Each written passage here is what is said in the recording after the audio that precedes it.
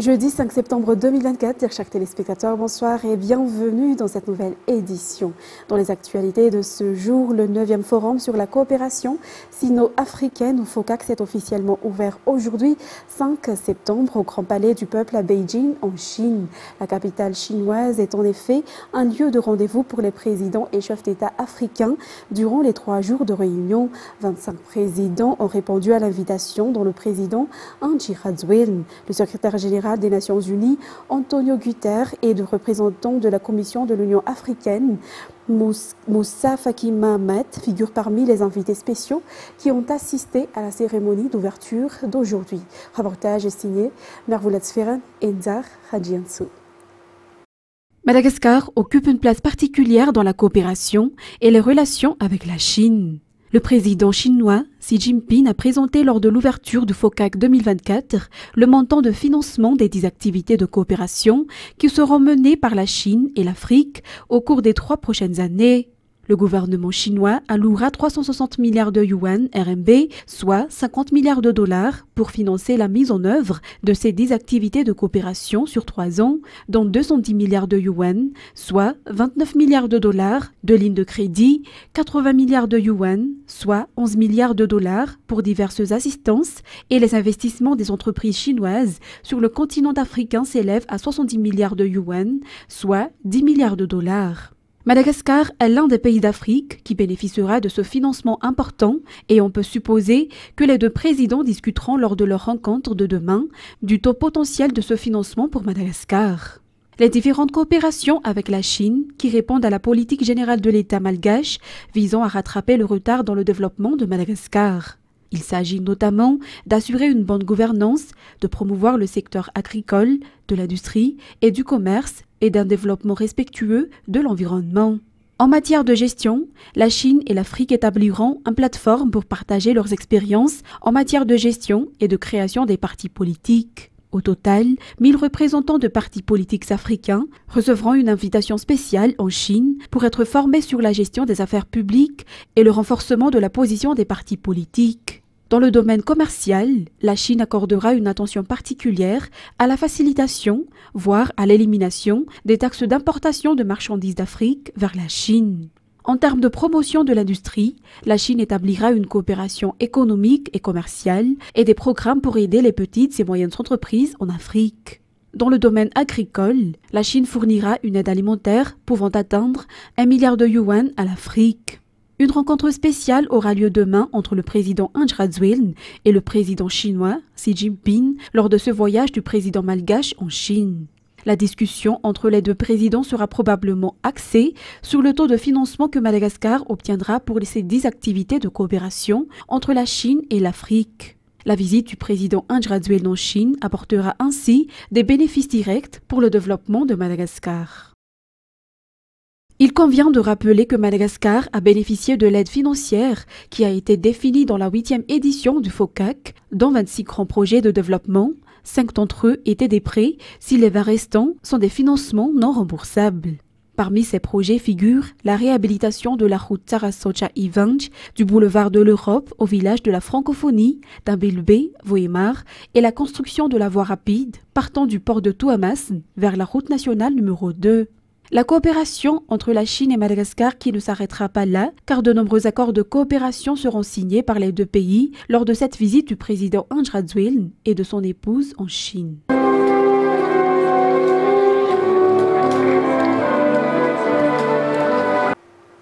Ensuite, le développement économique de la Chine, qui est un pays producteur et devenu le premier pays exportateur dans le monde, est un modèle pour Madagascar, a déclaré aujourd'hui le président de la République, Andry Rajoelina, lors du 4e sommet sur la promotion de l'industrie, du développement du monde agricole et la table ronde pour le développement économique de Madagascar. Les secteurs d'activité au sein desquels les investisseurs chinois peuvent travailler à Madagascar sont encore vastes, mais l'agriculture, le commerce et le tourisme figurent parmi les secteurs prioritaires, a déclaré le président Andry Rajoelina aujourd'hui. Les détails toujours avec Mervoulat Sferen et Nzar Hadjiansou. La vision claire de la Chine, sa leadership efficace et la solidarité du peuple chinois, en particulier la promotion de son secteur industriel, sont les clés de la réussite de la lutte de la Chine contre la pauvreté, faisant d'elle l'un des pays les plus puissants au monde. La Chine est un modèle à appliquer en matière de politique économique pour l'Afrique, notamment pour Madagascar. À travers la mise en œuvre des 3 piliers qui composent la politique générale de l'État, Madagascar ouvre ses portes et souhaite travailler avec les investisseurs étrangers. Après l'ouverture récente du vol des Émirats, Madagascar doit encore ouvrir 11 500 chambres d'hôtel sur toute l'île, en plus de l'accueil des 16 pays membres de la SADC qui se tiendra à Madagascar l'année prochaine, et nous avons besoin de coopération avec des entrepreneurs étrangers prêts à investir à Madagascar. De plus, les conditions d'investissement à Madagascar ont déjà été allégées. L'un des plus grands défis est de doubler, voire tripler, la production de riz de Madagascar grâce à l'utilisation des semences hybrides. Si le rendement actuel est de 2,5 hectares par hectare, il pourrait être augmenté jusqu'à 6 à 9 tonnes par hectare en appliquant cette technique agricole. L'autosuffisance alimentaire est un objectif important fixé par Madagascar et le fait de redevenir grenier de l'Afrique est un défi majeur à réaliser. C'est aussi la raison pour laquelle le secrétariat d'État chargé de la souveraineté alimentaire a été instauré au sein de la présidence de la République. Par ailleurs, l'un des secteurs prioritaires de la politique d'ouverture de Madagascar aux entrepreneurs étrangers est également le secteur minier et énergétique.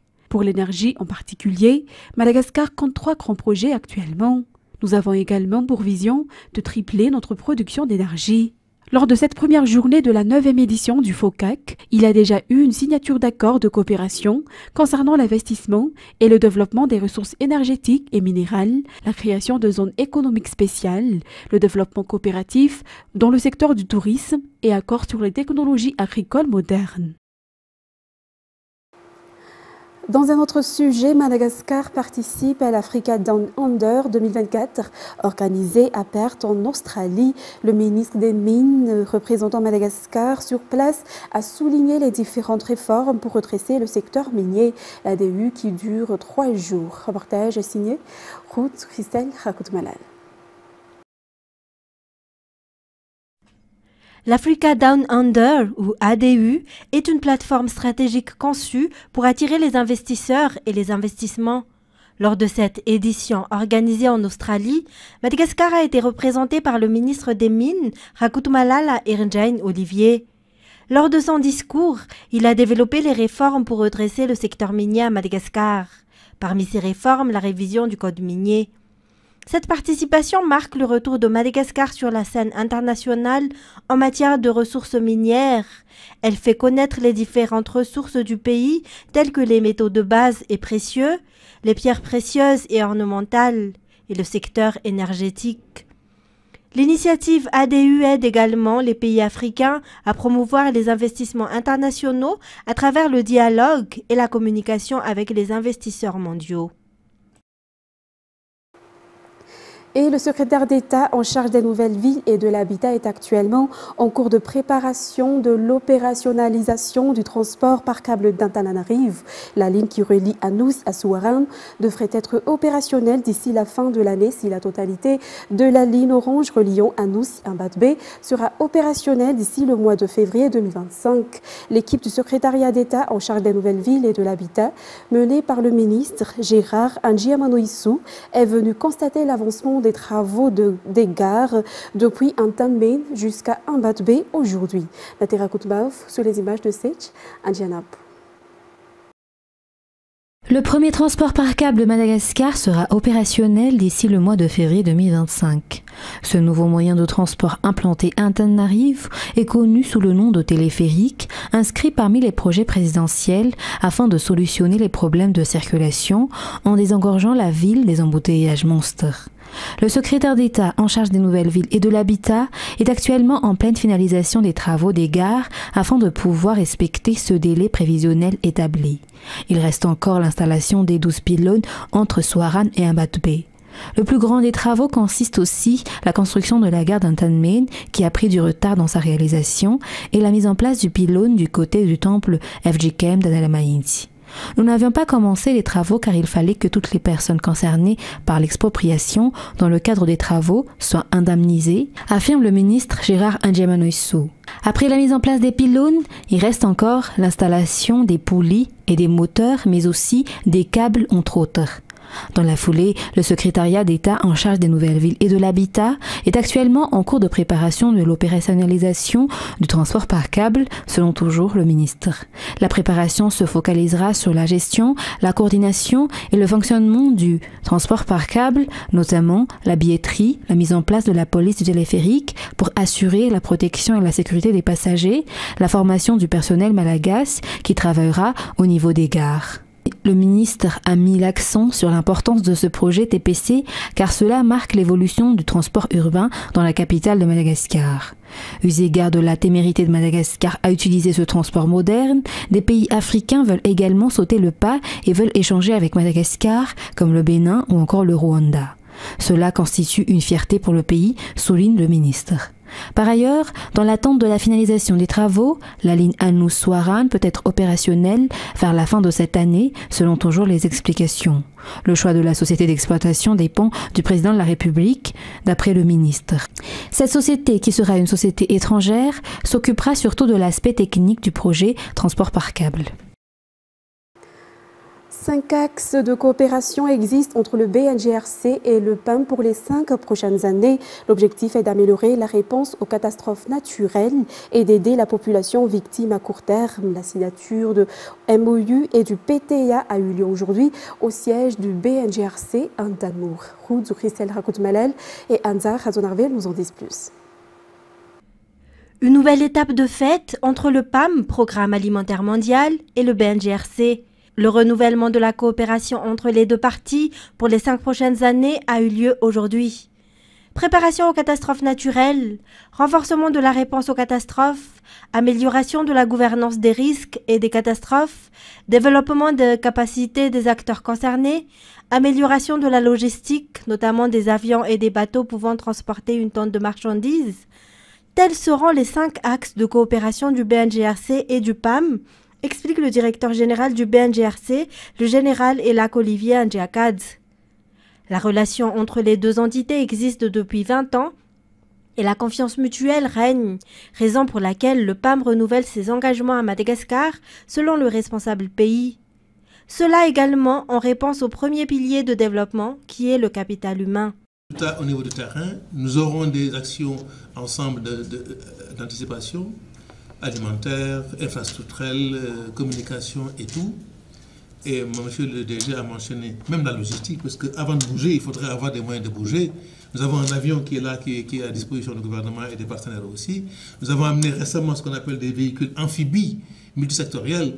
Ces véhicules-là, qui pèsent, qui peuvent transporter 1,5 tonne, peuvent aller dans l'eau, sur les montagnes et sur les routes rocailleuses. Ça, c'est à disposition du gouvernement et des partenaires, parce que le gouvernement, comme le PAM, nous n'avons pas le droit de ne pas atteindre les populations, quelle qu'en soit la localisation et les risques que ça comporte. Donc nous devons nous préparer à cela. Les BNGRC, le gouvernement l'a anticipé et nous l'accompagnons dans cela.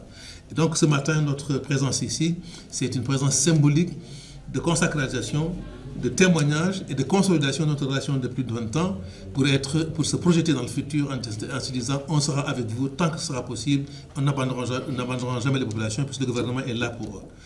Le Conseil pour discuter de cette nouvelle stratégie nationale pour faire face aux catastrophes naturelles s'est tenu à Rome et aujourd'hui a eu lieu la signature du MOU et du PTA.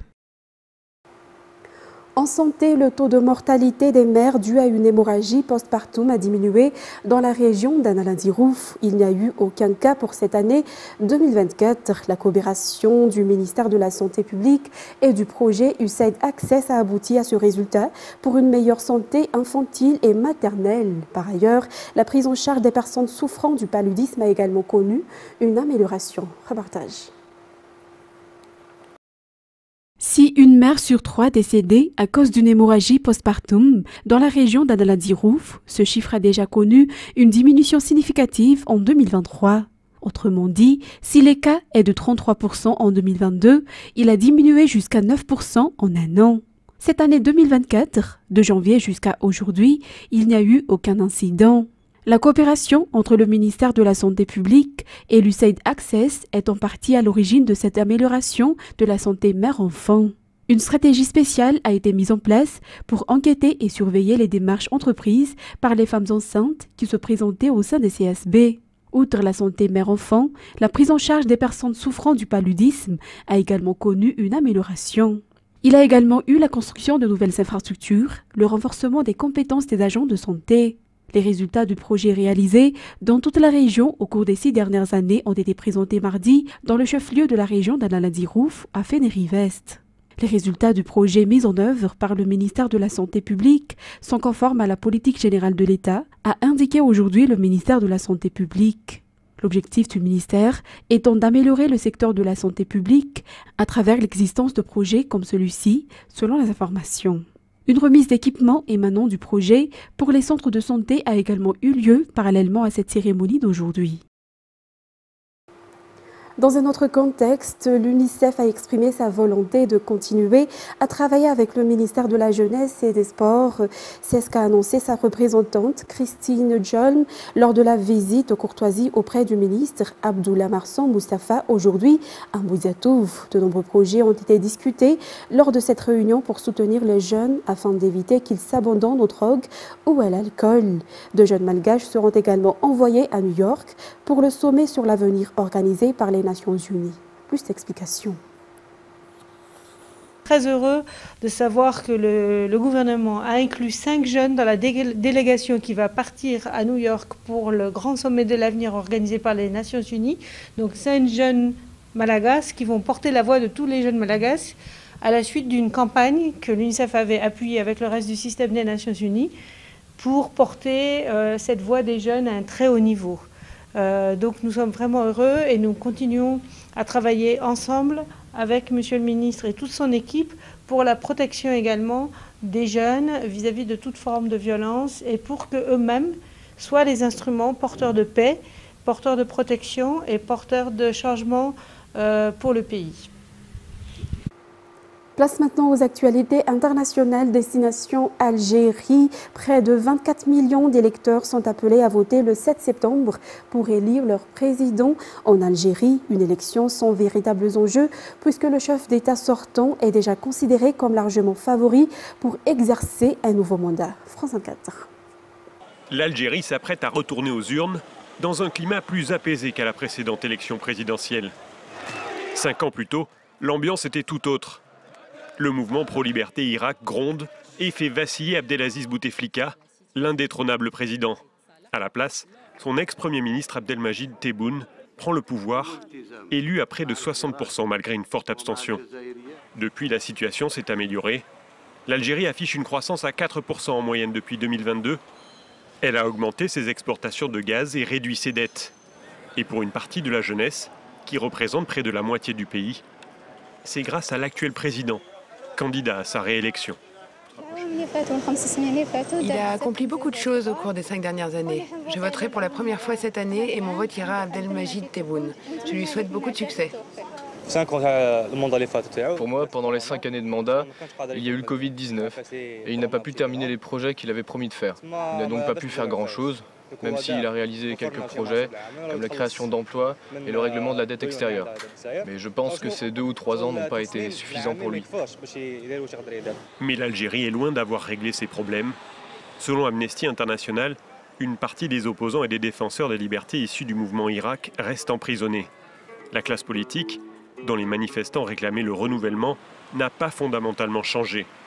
Le chômage, même s'il a baissé et s'établit autour de 12%, atteint 36% chez les moins de 24 ans qui peinent à trouver un emploi.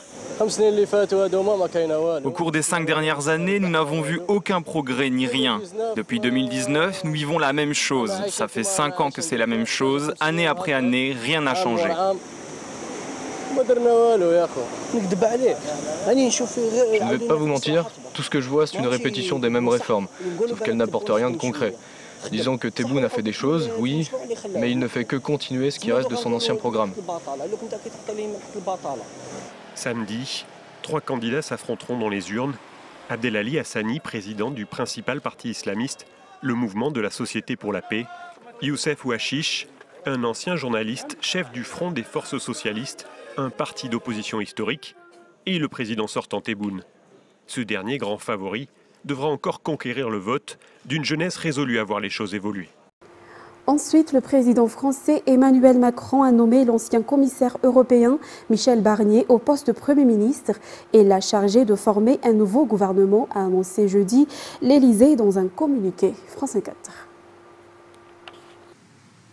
Oui, effectivement, c'est la mission qu'a confiée Emmanuel Macron à Michel Barnier. Je peux donc vous confirmer qu'il s'agit là du futur Premier ministre. Et vous le disiez, ça fait très longtemps qu'on attend là. Ça fait presque 15 jours que les journalistes sont devant l'Élysée. C'est un peu l'effervescence, là. C'est un peu le dénouement, enfin, d'un très, très long feuilleton. Mais vous l'avez dit, Michel Barnier qui va donc devoir faire face à une assemblée morcelée, une assemblée hostile. Et c'est peut-être justement lui, maintenant, qui a la clé de tout ça. C'est un négociateur hors pair, Michel Barnier, unanimement salué lorsqu'il a été le chef des négociateurs européens lors du Brexit. Autant dire qu'il a aussi l'habitude de négocier en milieu hostile. Il va donc maintenant falloir rassembler un parlement fragmenté, peut-être de la gauche. Les Républicains, cela semble acquis. On imagine également que si Emmanuel Macron a nommé Michel Barnier, c'est parce qu'il a reçu des garanties, notamment du Rassemblement national, parce que c'est vraiment eux le juge-arbitre en fait de ce dossier Matignon. Ils représentent 126 députés, 142 si l'on ajoute également les députés d'Éric Ciotti, et ils ont absolument les moyens de censurer n'importe quel gouvernement, en s'alliant bien sûr avec la gauche. Mais voilà, c'est vraiment Marine Le Pen qui avait les clés de Matignon, et on peut légitimement penser que si Michel Barnier arrive là à la place de Xavier Bertrand qu'on annonçait hier, eh bien c'est que Marine Le Pen a au moins donné à Emmanuel Macron la garantie qu'elle ne censurera pas immédiatement un gouvernement mené par Michel Barnier. Il va donc maintenant falloir attendre de voir quel va être le programme de politique générale de Michel Barnier, quel gouvernement, qui va être dans ce gouvernement, et surtout quelle politique il va appliquer, parce que tout cela reste encore à définir. Il y a encore beaucoup d'inconnus, mais au moins la France a enfin un Premier ministre. Et pour terminer cette édition, après plus de 2 ans de guerre, le président ukrainien Volodymyr Zelensky veut apporter une nouvelle énergie dans ce pays. Le remaniement ministériel à venir est donc très attendu. France 24. C'est une question difficile et les politologues ont beaucoup de réponses différentes. Je pense qu'il y a différentes forces en jeu, une situation politique compliquée. Peut-être qu'en partie, il y a une part de vérité dans la raison donnée par Volodymyr Zelensky, à savoir la nécessité de nous donner un nouvel élan à son équipe. Mais les observateurs notent, et surtout les critiques de Volodymyr Zelensky, qu'il y a une tendance que l'on voit depuis plusieurs mois maintenant, et c'est la consolidation du pouvoir d'Andriy Yermak, chef de cabinet de Volodymyr Zelensky, qui, encore une fois, semble avoir réussi à placer ses pions dans le cabinet des ministres. Pour remplacer Dmytro Kuleba, apparemment, ce sera le vice-ministre des Affaires étrangères, Andrei Sybiha, qui, lui, est un proche d'Andriy Yermak. Il y a un autre Kuleba aussi, Oleksiy Kuleba, qui est apparemment destiné au ministère de l'infrastructure et du développement régional. C'est un ministère monstre qui contrôle beaucoup de flux financiers, notamment les fonds qui viennent de l'étranger pour la reconstruction après-guerre de l'Ukraine. Oleksiy Kuleba, lui aussi proche d'Andriy Yermak, c'est un ancien gouverneur de la région de Kiev et un ancien adjoint à Andriy Yermak au sein du bureau du président. Alors oui, et il y a aussi du mouvement dans l'autre sens, du cabinet du ministre, Alexandre Kamyshin, lui qui est vu comme quelqu'un qui a la faveur de l'équipe présidentielle et de M. Yermak, il a abandonné son rôle de ministre du développement industriel qui contrôle surtout l'industrie des armements, extrêmement important comme ministère, et il va devenir conseiller au sein de l'équipe présidentielle dans le bureau du président. En temps normal et officiellement selon la Constitution, cela n'est pas du tout une promotion, mais je suis absolument sûr que Alexandre Kamyshin a accepté de changer de rôle comme ça parce qu'il voit que ça comme une promotion que de passer du cabinet du ministre au bureau du président et donc rentrer dans le cercle étroit, si vous voulez. Et c'est avec ce reportage que nous terminons cette édition d'aujourd'hui, mesdames et messieurs. Nous vous remercions de votre fidélité et tout de suite après, vous allez suivre l'émission avec Natera Koutmov sur la Foire internationale de l'agriculture. Au revoir à tous.